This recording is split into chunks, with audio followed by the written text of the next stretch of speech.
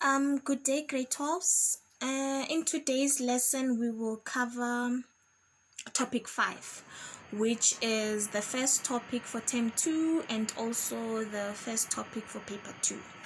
That is protectionism and free trade. But just before we start, just a quick recap. In our previous lesson, we were covering international trade, and we realized that there are different reasons as to why countries can engage in international trade. One of which is access to resources. Some countries have more natural resources in comparison to other countries, so they are most likely to export those goods, those excess goods, to those particular countries that have a shortage.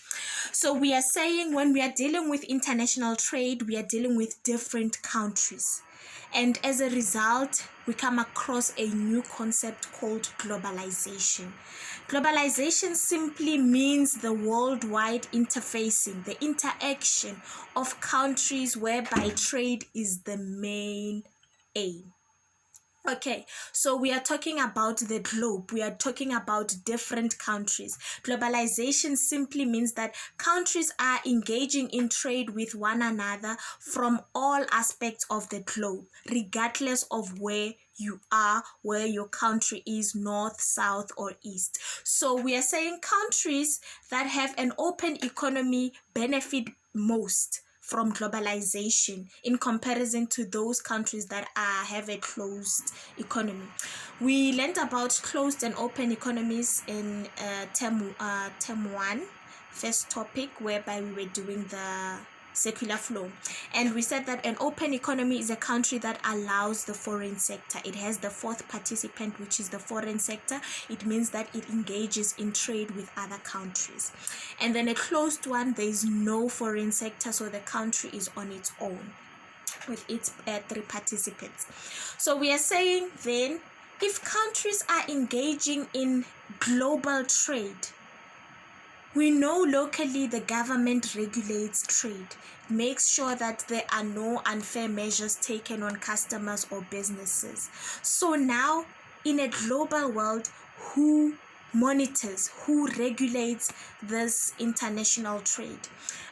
There was the development of the World Trade Organization. The World Trade Organization, also referred to as WTO, is an organization that monitors and liberalizes international trade. Allow me to dissect on the concept liberalize. To liberalize is to remove, is to abolish what? Any trade restrictions that may be there, any trade barriers, anything that could be stopping a country from engaging in trade. So we are saying the World Trade Organization says countries are free and able to export and import goods, and they make sure that no country takes advantage of other countries. For instance, most developing countries stand a better chance to take advantage of developing country. So the World Trade Organization ensures that such activities do not occur. Okay, so if we are dealing with globalization, it means that we are trading with them. And in order for us to trade with them, it means that we must export something. So how then do we export? Okay, the government must encourage the export of goods and services in order for us to engage in international trade. We realized from our BOP that exports generate income for the economy. How so? When we export, we send goods outside, and in return, what do we get? We get an income. So we are saying export promotion is essential then. So what is this export promotion? Export promotion simply means that government implements different measures that will encourage the increase of quantity of goods and services which are exported to other countries. And then it encourages what? Local businesses to produce goods so that we can send them to other countries. Why would the government encourage export promotion? Not export promotion. Why would the government promote exports? One of the first reasons is that prices will be reduced. How are prices reduced? This is because of larger volumes of goods produced locally. Remember, we are saying in order for us to export, we must first meet the local demand. People must have that particular good, and the extra, the excess that we have, that's when we can now export it. So when we are producing at a larger scale, it means that products will be lesser to buy because there is a variety of that particular product or a service being offered in the country. This results in the reduction of prices. And then another reason why the government can promote export is that it enlarges the production capacity of the country. How so? Industries have to be implemented. Remember, we want to produce as much as possible so that we can send outside. So local firms will be established, and when these local firms are established, they are established with a view that they will increase what? The production capacity of the country. More goods will be produced. That is the second reason why we promote exports. And then the third reason, when local firms are now established with the motive of increasing production so that we can send outside, what will happen? The firms will not use the same number of laborers that is there at current. They are most likely to require more labor. So it encourages employment. The third reason is that export promotion encourages employment, and this is because greater volumes which need to be produced will require what? More workers in the respective firms that are now established. How does the government promote export? Okay, in South Africa, exports are promoted through two methods, that are subsidies and incentives. And then we also have trade neutrality. The first one, subsidies. What is a subsidy? Okay, a subsidy, we are talking about some sort of financial grant, some sort of financial assistance that the government provides to support what? The production of a good or a service, or a grant to a person. That is a subsidy. An example of a subsidy is government employees receive medical subsidy through a program called GEMS. We all are familiar with that. So we are saying even with firms, the government can subsidize their production. For example, South Africa is what? Agricultural. It is a primary sector oriented country. So the government can then subsidize what? The agricultural sector. For instance, if we are exporting maize meal, for instance, what will happen when the government subsidizes the production of maize meal? If it was costing a firm 500 to produce each 50 kg of maize meal, the government then subsidizes them with 100 rand per maize meal produced, per bag produced. What is going to happen? It means that it costs the firms now 400 to produce a bag. And then what happens to the extra 100 rand? When they gather the 100 rands around, after the government has subsidized them, it means they have more money. They have reduced their cost of production. They now have more money to their name. They can then increase their quantities that they produce. If they were only producing 20 bags, because of the subsidy, they are now able to produce 40 bags. So we are saying there are two types of subsidies. The government can give subsidies in two ways: direct subsidies and indirect subsidies. When we are talking about direct subsidies, we are talking about cash grants and interest-free loans. Some companies which need financial assistance receive free loans. What does that mean? You borrow money and when you return it, there is no interest rate linked to that borrowing. And then cash grants, the one that we just gave an example of, whereby the government injects cash in that particular firm so that they can reduce their cost of production. And then indirect subsidies, now we are talking about meeting expenses on behalf of producers, depreciation write-offs, and rebates. And then the advantages, everything has an advantage. As long as the government is involved, they have to benefit from this. So what are some of the advantages of export promotion? One of the key importance of export is that it generates income for the country, that one we are most aware of. So we are saying in our balance of payment, we can either have a trade deficit or a trade surplus. A trade deficit occurs when we are importing more goods than our exports. Why is that so? Imports represent an outflow of money. So it means that we have more money flowing out of the economy in relation to money that is coming in the economy. So if the government promotes the export of goods and services, we can then merge that gap that we had, that trade deficit, and have what? A balance of payment equilibrium. And then another one is that it results in increased domestic production. We said in order to export, we must increase our initial production levels so that the extra we can send it outside. And when we increase production, it will result in employment opportunities. More people need to be employed. When employment takes place, a person is left better off, in the sense that their standard of living improves. So another advantage, the fourth advantage of export promotion, is that it results in improved economic development. Remember, when we are dealing with economic development, we are talking about the standard of living. So we are saying because people are now employed, they have money to their disposal, which will then result in them improving on their standard of living. So those are the advantages of export promotion. However, there are disadvantages that may be linked to export promotion. Okay, one example is that there is a protection of labor-intensive industries. Most labor-intensive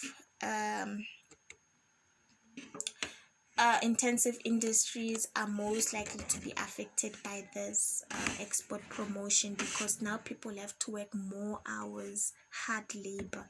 But remember, we are talking about labor intensive. There are two types of countries, one that is labor intensive, the other one that is capital intensive. So those ones that are labor intensive, they are most likely to feel it. For example, you would find that now people have to spend more hours in what? In the farms, producing different goods and services. They have to work increased labor hours, regardless of the new people who have joined the labor force, so that they can match the demand, the international demand. And then export promotion also results in absence of competition. There is not much of competition, because you are receiving subsidies, you're receiving incentives, you're then going to export your goods and services. There is no need to improve. But we know that real cost of production are not reflected in the price of the product. That is another disadvantage of export promotion. The real cost of production is not reflected. And then another one, it results in dumping. This one is a major disadvantage of export promotion. What do we mean by dumping? It is when manufacturers export a product to another country at a below price than the price charged in their home country, or a price below the cost of producing that particular product. An example of a country that engages in this dumping is China. China produces most of its goods because it's technologically advanced. It is capital intensive. They can have mass production within a short period of time. And then while in South Africa it's costing more to produce, them it's costing less. So what do? They bring them in South Africa and they sell it at what? At a cheaper rate. So we are saying then those ones that are receiving the export are going to be affected because goods are brought in the economy and sold at a cheaper price.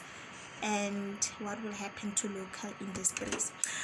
This is an essay topic, so export promotion, advantages and disadvantages of export promotion. I will give you the essay. If you need to access it as of now, you can simply refer to 2014 exemplar, paper 1. It was part of paper 1 curriculum at that particular time. Question 5.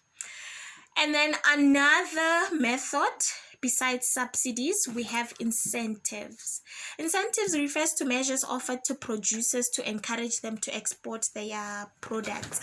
And then the Industrial Development Corporation of South Africa is a financial institution to promote economic development. And then there are types of incentives. You can get incentives for the information collected, trade missions, insurance contracts.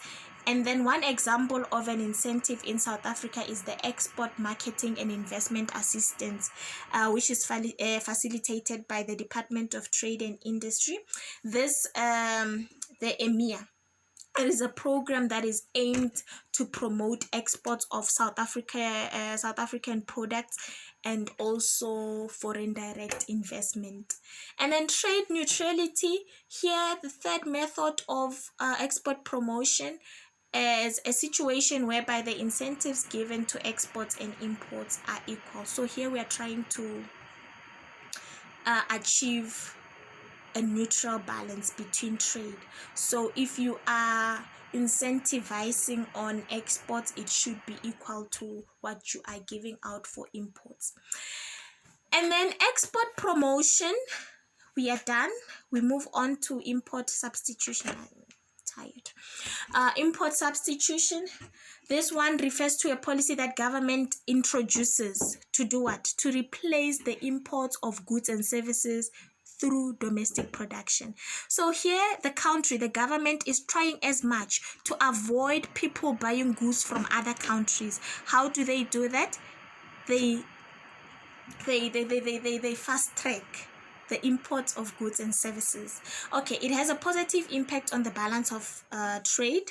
And then some of the reasons why a government can substitute imports is that it speeds up economic growth. Imports, money flowing out. We don't want money flowing out. We want money to circulate amongst us in the economy as much as we want to export and acquire foreign currencies, which will increase our foreign reserves, right? So we don't want our country to be in another country, our country's currency to be in another country's foreign reserves, because it increases their BOP and it gives them a BOP surplus. So we are saying it speeds up economic growth, and then it expands local manufacturing industries. How does it expand local manufacturing industries? Remember, we are saying we are avoiding people bringing goods into our country. So what do? We make sure that we have local firms that are established to meet the demand that resulted in consumers demanding goods from other countries, resulting in them bringing in goods into the country. And then it also then results in employment opportunities and innovation. New ideas are brought about. If I can see that England is doing this, we can then apply whatever that they're doing there and introduce a new market in South Africa. And then it also helps to correct the balance of payment problems, which is trade deficit. We know that is a major problem. So we are saying if we substitute the imports, we won't have more money flowing out of the economy. This means that we won't have a trade deficit. There are two forms of import substitution. Import substitution can take form voluntarily, or it can be forced. Voluntary import substitution occurs when a country decides on its own free will to replace goods that it imports. So we are saying, okay, we are no longer going to buy Brazilian hair from Brazil. We will have, okay, not Brazil, Indian hair from India. So we will have our local Indians selling their hair and then we manufacture it from locally. So it occurs naturally in the course of a country's economic growth and development. Another reason of voluntary import substitution is it occurs naturally. There comes a time where Indians in South Africa realize, okay, fellow Indians in India are making money through their hair, so we can do that also. What do? They open a market for hair. They then start distributing their hair in exchange for income. So it is as a result of economic growth, economic development, you are now informed about what is happening about markets in the economy. And then we have the forced import substitution. Forced import, it is due to trade sanctions, boycotts, or disinvestments. Trade sanctions. What are trade sanctions? These ones, they refer to when countries restrict trade with a certain country. Okay, so countries can be forced to substitute their imports when sanctions are put in place. I'm trying to recall a situation whereby we had a sanction imposed in South Africa. Countries are forced to produce certain goods because they are excluded from taking part in international trade. Yes, there are some countries that are excluded from taking part in international trade, so they are having what we call a forced import substitution. I don't know where the World Trade Organization is, but in order to be part of the World Trade Organization, you must be affiliated with them, the same way that in order to be part of the BRICS, you must be affiliated. So some countries cannot engage in trade because of their government, because of the policies that are enforced there, and then as a result they have to substitute goods that they would have imported. Okay, how does the economy substitute imports? They use tariffs. Tariff is a policy instrument supporting import substitution. It refers to a tax on imported goods. When we're talking about a tariff, we are saying they charge a certain amount or percentage for bringing goods in our country. So that is one way in which we can substitute. Okay, it is imposed to increase the prices of imported goods for local consumers. So this tariff will make goods more expensive for us to buy. Hence, we will then resort to buying locally produced goods instead of importing. That is the aim. And then this will result in a shift in the demand from imports to domestically produced products. There are three types of tariffs. I need water. There are three types of tariffs. We have the specific tariffs, ad valorem tariff, and the composite tariff. I've given you the definitions there. I'm trying as much to cut down on the lesson. It's taking too long. Advantages of import substitution. Tariffs and quotas encourage local employment because firms are established. Tariffs and quotas encourage industrial growth and development because we need to produce our own. Therefore, new firms enter the market, a greater variety of goods manufactured, and then country becomes less vulnerable to foreign actions and conditions such as price increases. And then fewer imports have a positive impact on BOP. We have already explained the imports on BOP. And then disadvantages of import substitution. Now, local customers may pay higher prices than they would if goods were imported. The very same Indians, if I was buying hair from India and importing it to South Africa, maybe for 1.5, and then now because it's substituted, you find that their pricing starts as from 2000. So it means that higher prices, I'm exposed to higher prices as a consumer. And then domestic production can be inefficient because of no international competition.